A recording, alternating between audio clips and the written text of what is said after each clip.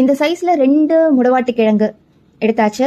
அப்புறம் 10லேருந்து 12 சின்ன வெங்காயம், இதே எண்ணிக்கையில் மலைப்பூண்டு, இஞ்சி கொஞ்சம், பச்சை மிளகாய் 1. மசாலா பொருள் வந்து கொஞ்சம் பேருக்கு தான் எடுத்துக்கேன். 1 லவங்கம், சின்ன பீஸ் பட்டை, பிரியாணி இலை, கொஞ்சோண்டு சோம்பு, அவ்வளோதான். இது கூடவே 2 தக்காளி, கிழங்கு தோல் நீக்கி சின்ன சின்னதாக நறுக்கிக்கலாம். பூண்டு வெங்காயமும் தோல் உரிச்சாச்சு.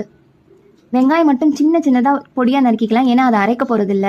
மற்றபடி மிளகாய், தக்காளி, இஞ்சி, பூண்டு, கிழங்கு, மிளகு, ஜீரகம் எல்லாமே ஒன்றா மிக்சியில் போட்டு அரைச்சிக்கலாம். விழுது மாதிரி இல்லை, கொஞ்சம் திப்பி திப்பியாக இருக்கணும். இதோ இந்த மாதிரி. இப்போ குக்கரில் வெங்காயத்தை போட்டு ட்ரையாக வதக்குங்க, எண்ணெய்லாம் வேண்டாம்.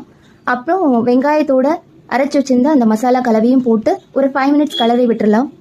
ஒரு மீடியம் சைஸ் டம்ளர், இந்த டம்ளருக்கு 5 டம்ளர் தண்ணி, அதை வந்து குக்கரில் ஊற்றி அது கூட மஞ்சள், தேவைக்கேற்ப கல் உப்பு, அப்புறம் ஒரு 2-3 ட்ராப்ஸ் கடலை எண்ணெய், அது மட்டும் போட்டு நல்லா கிளறி விட்டு குக்கரை மூடிடுங்க.